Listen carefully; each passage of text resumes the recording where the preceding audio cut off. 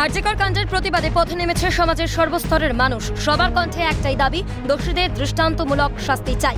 এবার এই ইস্যুতে পথে নামলেন কলকাতা হাইকোর্টের আইনজীবীরা। বুধবার আরজিকর কাণ্ডের দোষীদের শাস্তির দাবিতে হাইকোর্ট চত্বরে মিছিল করেন তারা।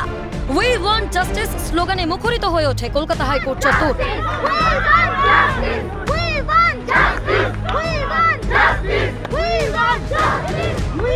এ প্রসঙ্গে কি জানালেন আইনজীবীরা, শুনুন।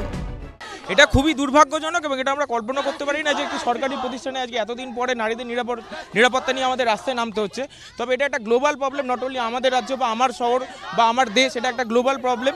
তো যাতে বিশ্বের কোনো জায়গাতে কোনো নারী ধর্ষিতা না হন, এবং এটা যে শুধু নারীদের প্রবলেম সেটা না, একজন পুরুষ হিসাবে আমার গার্লফ্রেন্ড থাকতে পারে, আমার বন্ধু থাকতে পারে, আমার মা থাকতে পারে, বোন থাকতে পারে, প্রত্যেকেই। তো আমরা ওভারঅল এটা নাগরিককে আহ্বান জানাচ্ছি। তো লাস্ট 8 তারিখ থেকে 9 তারিখ থেকে এই ঘটনা ঘটছে, এটা তো নতুন নয়।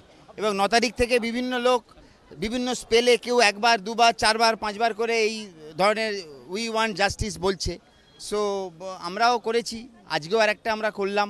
প্রাইমা ফেসি কিছু তো একটা আসা উচিত যে অ্যারেস্ট হলো বা হোয়াট এভার, যেরকম সিবিআইয়ের ক্ষেত্রে আমরা দেখেছি উইথ রিগার্ড টু, মানে তুমি দেখেছো এডুকেশন ম্যাটার বা আদারওয়াইজ। তো সেক্ষেত্রে আমাদের একটুখানি অদ্ভুত লাগছে যে সিবিআই এক্ষেত্রে এত কেন মানে silent with regard to this. একই ইস্যুতে পথে নামেন শিয়ালদা কোর্টের আইনজীবীরাও। বুধবার শিয়ালদা কোর্ট থেকে মিছিল বের করেন তারা। মিছিলটি মৌলালী হয়ে ফের শিয়ালদা কোর্টের সামনে আসে। সেখানে পথ অবরোধ করে বিক্ষোভ দেখান আইনজীবীরা।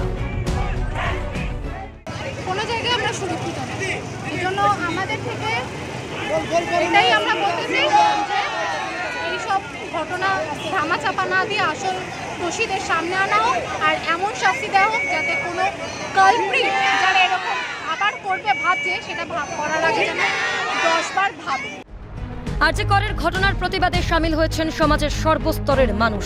জনগণের এই প্রতিবাদের জেরে কি সামনে আসবে আরজিকর কাণ্ডের দোষীদের নাম?